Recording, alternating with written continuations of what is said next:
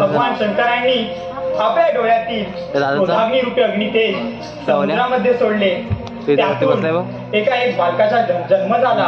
नारायण नारायण। त्या बालकाचे नाव ब्रह्मदेवांनी जालंधर असे ठेवले।